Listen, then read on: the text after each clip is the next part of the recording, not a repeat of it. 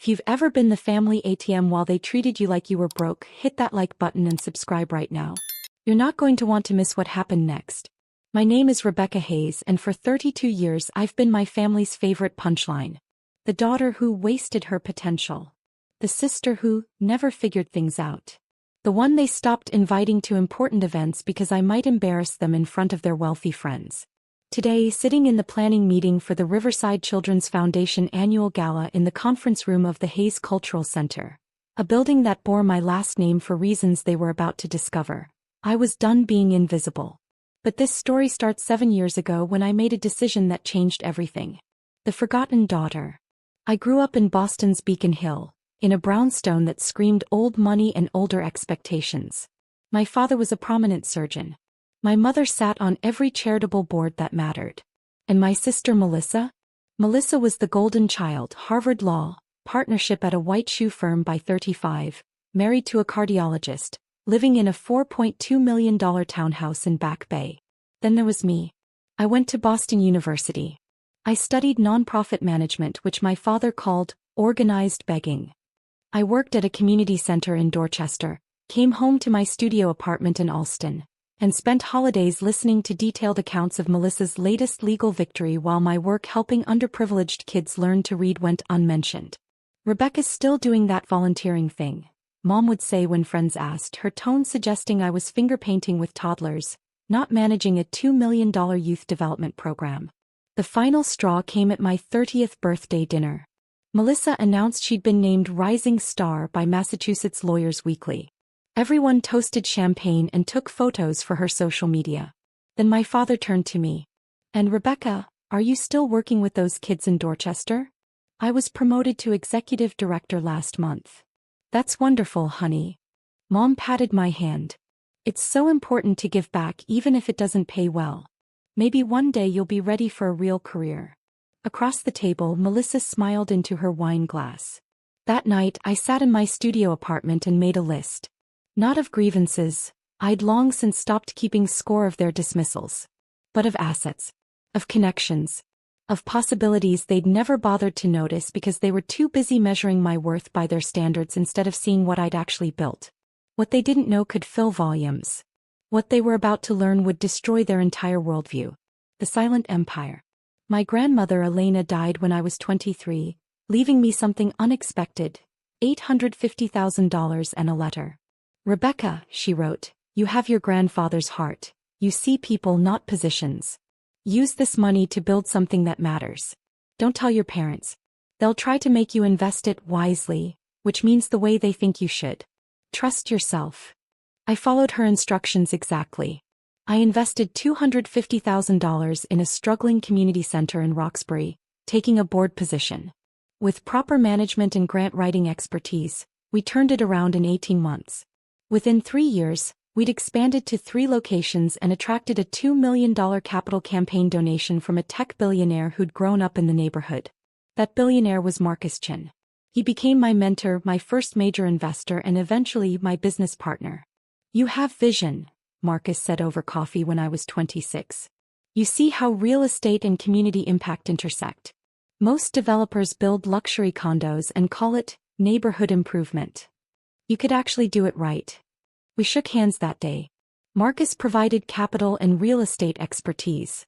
I provided nonprofit management, community relationships, and a vision for impact-driven development. The Chin Hayes Foundation was born. For the next 7 years, we bought underutilized properties in transitional Boston neighborhoods. But instead of gentrifying them into oblivion, we developed mixed-use spaces, affordable housing, community centers, small business incubators, cultural venues. Buildings that served neighborhoods instead of displacing them. We started with a former factory in Roxbury, converting it into 60 affordable apartments plus a 15,000 square foot community center. Then an abandoned school in Dorchester became artist studios and a performance space. Then a closed grocery store in Mattapan became a food hub and commercial kitchen training center. By year 5, the Chin Hayes Foundation owned 17 properties across Boston worth $127 million. My personal stake, 40%, valued at $50.8 million. By year 7 we'd expanded to Providence and Worcester. 29 properties, Total portfolio value, $218 million. My stake, $87.2 million. I told my family I was still working in nonprofits. Technically true, I ran the foundation's community programs. I just happened to also own a significant portion of a 9-figure real estate portfolio. They nodded without interest and returned to discussing Melissa's latest courtroom win. Perfect. I attended family dinners once a month, wearing clothes from Target and saying little. When they asked about money, I said I was managing. When Melissa complained about her contractor or her nanny, I listened. When my parents needed venue donations for their charity galas, I arranged them, listed as from a foundation supporter.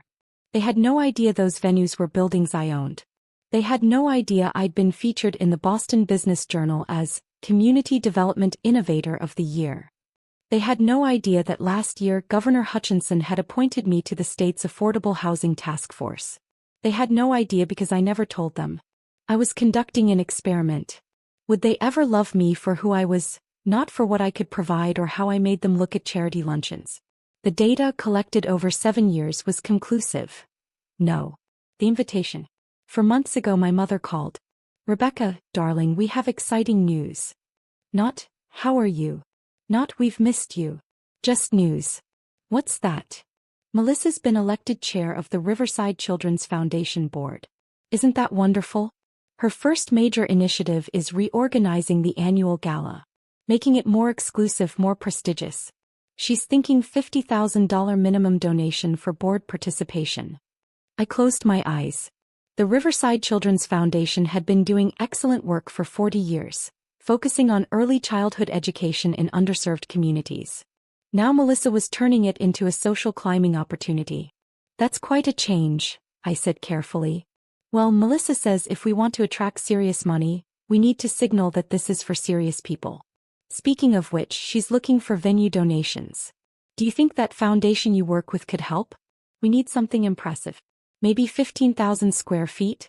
Melissa's thinking the Hayes Cultural Center would be perfect. The Hayes Cultural Center. The crown jewel of the Chin Hayes Foundation portfolio. The $12 million renovation of a historic bank building in the South End that I'd spent 3 years developing. The 25,000 square foot space featuring a ballroom, rooftop terrace, commercial kitchen and gallery, all designed to be rented for events, with 100% of proceeds supporting our community programs. The building with my name prominently displayed on the cornerstone, the donor wall and every piece of official documentation. I've heard of it, I said. It's supposed to be spectacular. Melissa saw it at some legal event and absolutely fell in love.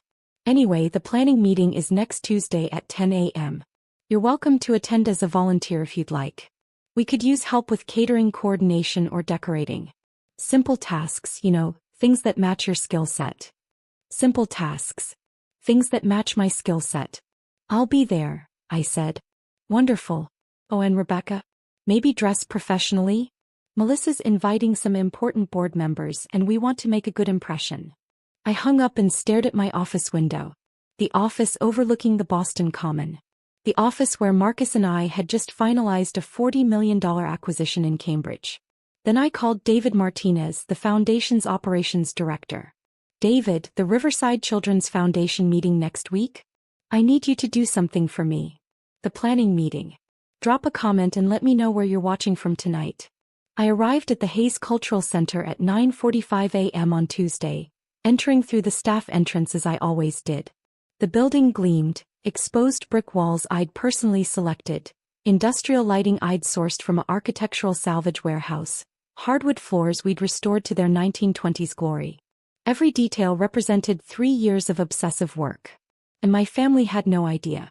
David met me in my private office on the 3rd floor. They're setting up in the main conference room. Your mother, Melissa, and 8 board members. Perfect. And the presentation materials. Ready when you are. Good. I'll observe for a while first.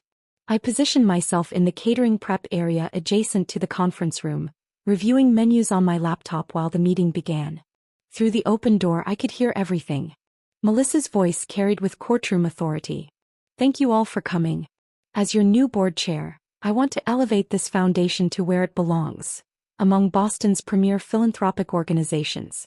That starts with our annual gala. Murmurs of approval. This year we're implementing a $50,000 minimum for primary sponsors and board participation. We're moving away from the previous model of accepting smaller donations. If we want to run with serious money, we need to be serious ourselves. My mother's voice joined in. Melissa's absolutely right. We've been too inclusive, frankly. Quality over quantity. I kept typing, my face expressionless. One board member, Patricia Morrison, who'd been with the foundation for 20 years, spoke up hesitantly. But our mission is serving underprivileged children. Won't this exclude community members who want to participate but can't afford $50,000? Patricia, Melissa said with strained patience, we're not running a bake sale. We're building an institution. People who can't write significant checks can volunteer at our programs. The gala is for donors who move the needle. But last year we had wonderful participation from local businesses, teachers, community leaders. And raised $400,000, Melissa interrupted. This year with our new model we'll raise $2 million. That's progress. More murmurs, these more uncertain. My mother stepped in. Now let's discuss the venue. We've been incredibly fortunate to secure the Hayes Cultural Center for October 12th. It's a stunning space, absolutely perfect for the image we're projecting. I looked up from my laptop. October 12th. They'd booked my building without asking me. David caught my eye from across the room. I shook my head slightly. Not yet. The Hayes Center normally charges $25,000 for full-day rentals, Mom continued, but Melissa negotiated it down to a donation in kind. The foundation that owns it was happy to support our cause. I hadn't approved any such arrangement. But I knew exactly what had happened. Melissa had contacted our events coordinator, used her lawyer charm and our family name, and assumed approval without going through proper channels. Now, Melissa said, let's discuss the invitation list. We're keeping this exclusive. Only confirmed $50,000 plus donors. No guests who might dilute the prestige factor. Patricia spoke again. Melissa, I have to ask, does this include the foundation's staff? The program directors who actually work with the children? Staff can volunteer at the event, Melissa said dismissively. But no, they won't be guests. This is for donors. What about Rebecca? Patricia asked suddenly. Your sister works in community development. Won't she attend? The room went silent. Then Melissa laughed. Rebecca? God no. She's sweet, but she's not exactly in this league. She makes maybe $45,000 a year working at some nonprofit. She couldn't afford a $50,000 donation if she saved for 10 years. Melissa, Mom said, though her tone was gentle, indulgent, that's unkind. But true. Look, I love my sister, but let's be realistic. This gala is for serious donors only. Not people who can't write $50,000 checks. Rebecca can help with setup if she wants. She's good at that kind of thing. Organizing, decorating, simple tasks. My hands stilled on the keyboard. Actually, Patricia said carefully, I've heard Rebecca does impressive work in community development. Didn't she win some kind of award? She got written up in some local newsletter. Melissa waved dismissively. Community organizing stuff. It's fine for what it is, but it's not exactly building wealth or influence. She's found her level and that's okay. Not everyone can be successful in traditional terms. Hit that subscribe button if you've ever been underestimated by your own family, because what happened next changed everything. I closed my laptop, stood up and walked toward the conference room.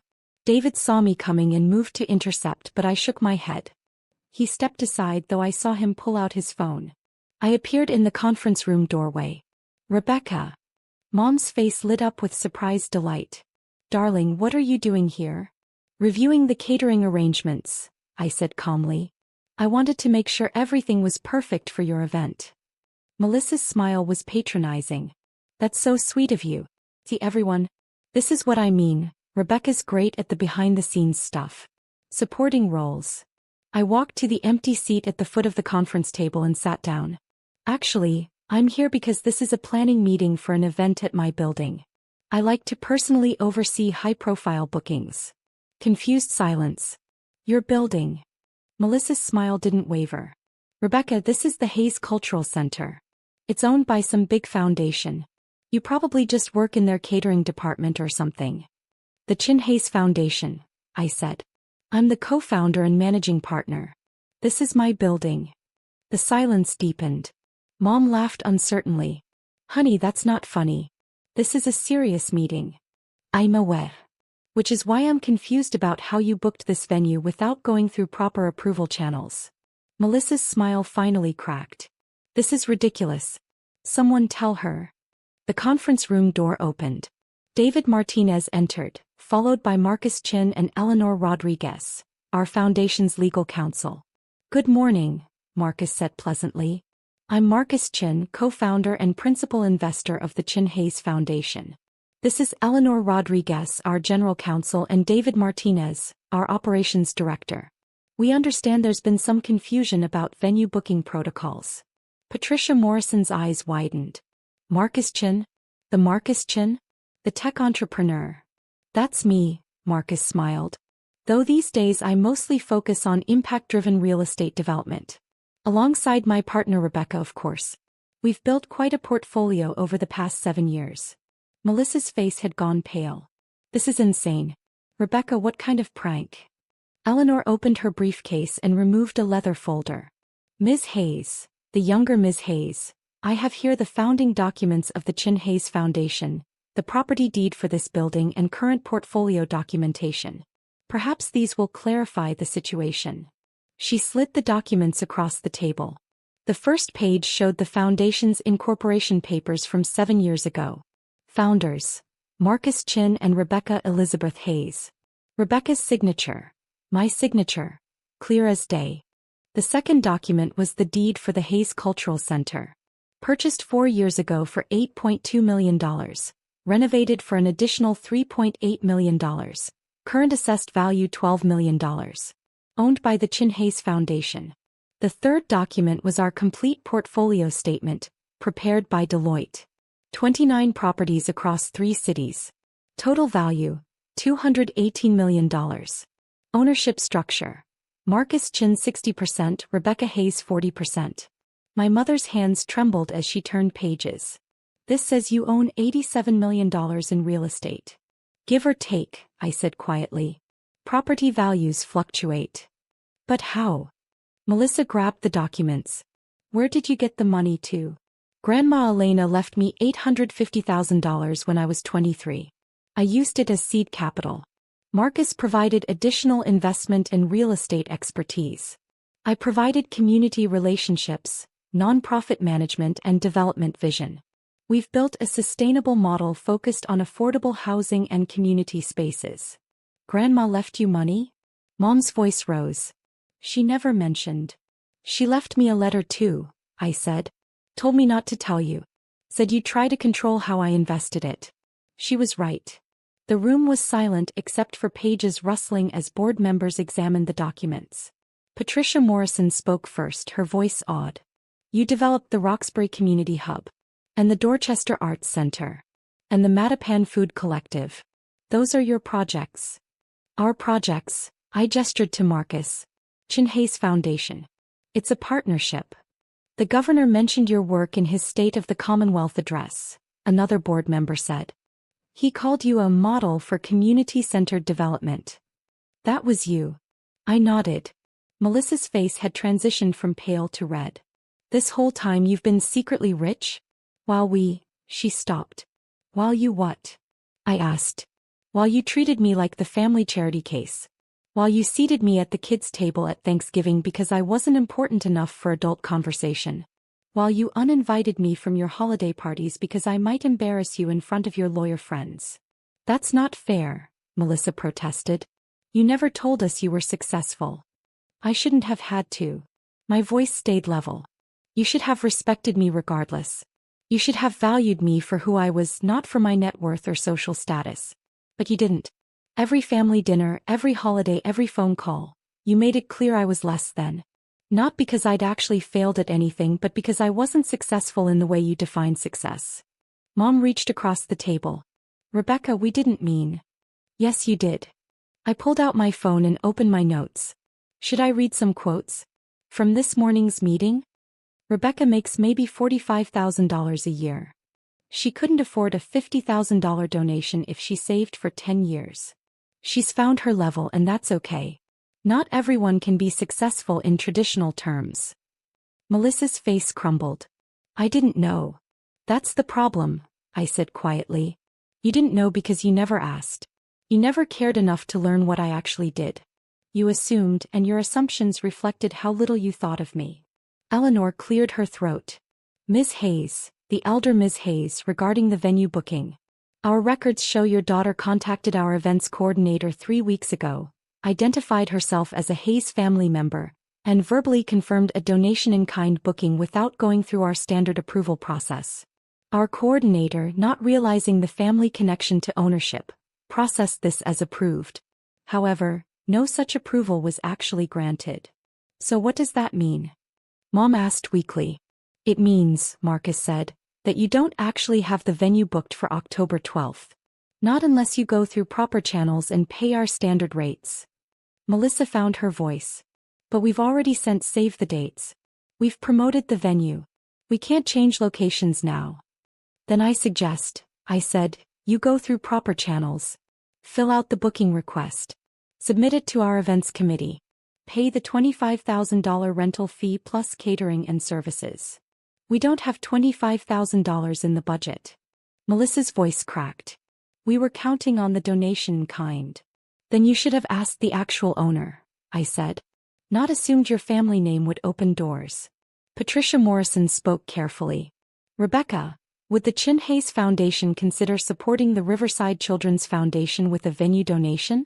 Your foundation's mission aligns closely with theirs. I met her eyes. She was the only board member who'd questioned Melissa's exclusionary policies, the only one who'd mentioned the foundation's actual mission. Our foundation supports organizations doing meaningful community work, I said. Organizations that center the communities they serve. Organizations that don't implement $50,000 minimum donations that exclude the very people they claim to help. Patricia nodded slowly. I understand. Melissa stood abruptly. This is ridiculous. You're punishing us because you're bitter about some perceived slights. Perceived.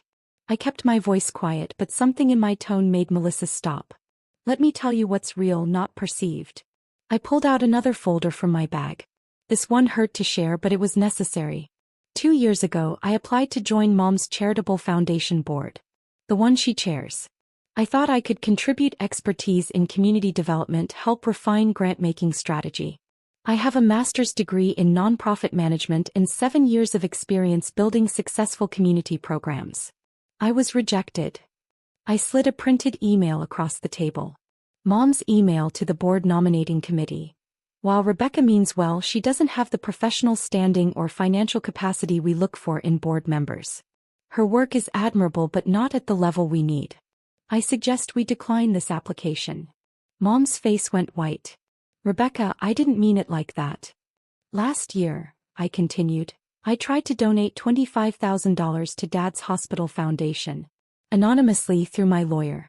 The donation was returned with a note saying they only accept 5-figure donations from established donors, not token contributions from well-meaning individuals. I showed them that documentation too. The return check.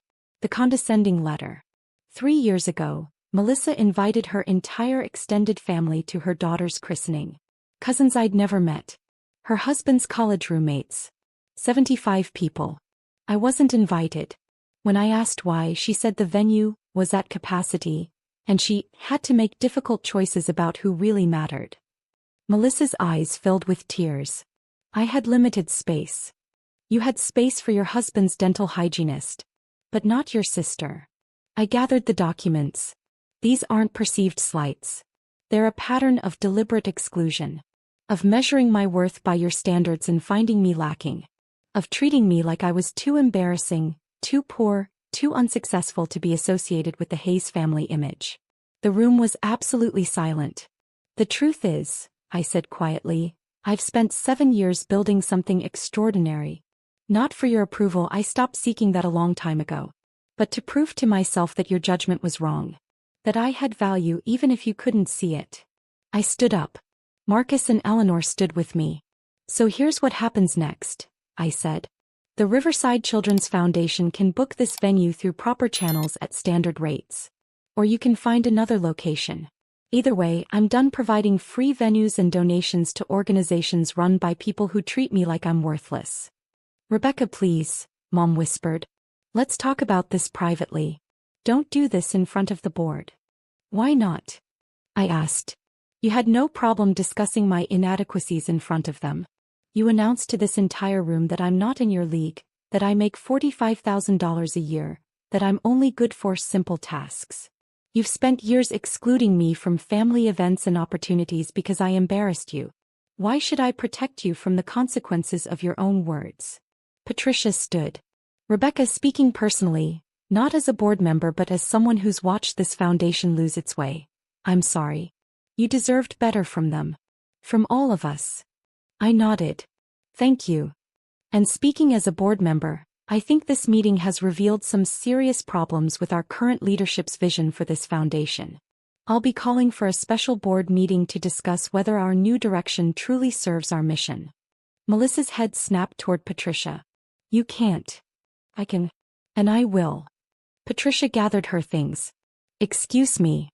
3 other board members followed her out. I turned to leave but Melissa blocked my path. You planned this. All of it. You wanted to humiliate us. No, I said honestly. I wanted you to respect me. But since that wasn't possible, I settled for teaching you a lesson about making assumptions. So that's it? You're just going to destroy everything we've built. I'm not destroying anything, I said. You did that yourselves when you decided a $50,000 minimum donation was more important than your mission. When you decided prestige mattered more than impact. When you decided excluding people, including your own sister, was a path to success. I stepped around her. Good luck with your gala. I recommend the Fairmont Copley Plaza. They have excellent ballroom space and only charge $20,000 for full-day rentals. As I walked out, Mom called after me. Rebecca, wait. We can fix this. We're family. I turned in the doorway. You're right. We can fix this. Starting with you examining why you measure family worth by bank accounts instead of character. I'll be here when you're ready to have that conversation. But I won't be holding my breath. The fallout. Within 48 hours, Patricia Morrison and 4 other board members resigned from the Riverside Children's Foundation, citing fundamental disagreement with current leadership direction. Their resignation letter, which was leaked to the Boston Globe, mentioned the $50,000 minimum donation policy and raised questions about whether the foundation was serving its mission. The story made headlines. Prominent foundation faces board revolt over exclusionary policies. Melissa tried to spin it as growing pains and strategic differences, but the damage was done. Major donors began questioning the foundation's direction. The Globe investigation revealed that under Melissa's brief leadership, administrative costs had increased by 40% while direct program spending had decreased. Within a week, the full board met and requested Melissa's resignation as chair. She refused, but 3 more board members resigned in protest. By the end of the month, the foundation had lost half its board and 30% of its donor base. The October gala was cancelled entirely. But that wasn't the most interesting part. Patricia Morrison, along with the other resigned board members, approached me with a proposal. They wanted to start a new foundation. One genuinely focused on community-centered philanthropy, one that valued impact over prestige, one that included community voices in leadership. Would the Chin Hayes Foundation consider partnering with them? Marcus and I discussed it for exactly 10 minutes before agreeing. The Boston Community Impact Collaborative launched 3 months later, with Patricia as executive director and me as board chair. The Chin Hayes Foundation provided $5 million in seed funding and offered our community centers as program spaces. Within 6 months, we'd raised an additional $8 million and launched 4 new programs focused on early childhood education, youth development, and family support services. Everything the Riverside Foundation claimed to do but actually doing it. 3 months later, I'm sitting in my office at the Hayes Cultural Center, reviewing grant proposals for the Impact Collaborative. We've received 127 applications for our first funding cycle. The work is extraordinary, grassroots organizations doing transformative work in their communities with minimal resources. This is what philanthropy should look like. My assistant buzzes. Rebecca, your mother is here. She doesn't have an appointment, but she says it's important. I close my eyes briefly. I haven't spoken to my family since the planning meeting. They've called, texted, emailed. I've responded to none of it. Send her in. Mom enters looking smaller than I remember. She's wearing a simple dress instead of her usual designer labels. No jewelry except her wedding ring. Rebecca. Her voice cracks. Thank you for seeing me. I gesture to a chair. What can I do for you? I came to apologize. Properly. Not with excuses or explanations. Just, I'm sorry. I wait. Your father and I have been doing a lot of thinking since that meeting. Since the Globe article. Since watching Melissa lose her board position and the foundation fall apart. She takes a shaky breath. We've been asking ourselves how we got here. How we raised a daughter who achieved extraordinary things and we had no idea. How we made you feel so worthless that you hid your success from us for 7 years. And what conclusions did you reach? That we failed you. Tears track down her face. That we measured your worth by our standards instead of seeing your actual value. That we were so focused on Melissa's achievements. Achievements we understood, achievements that looked like success to our friends, that we completely dismissed yours. He pulls out a folder. I've been reading about your work. Really reading, not just skimming. The Boston Business Journal profile. The Governor's Task Force reports. The community impact studies. Rebecca, you've helped house over 400 families in affordable units. You've created 15,000 square feet of free community space. You've incubated 73 small businesses owned by people of color. I know, I say quietly. I was there. But we weren't. We should have been celebrating these achievements. We should have been proud.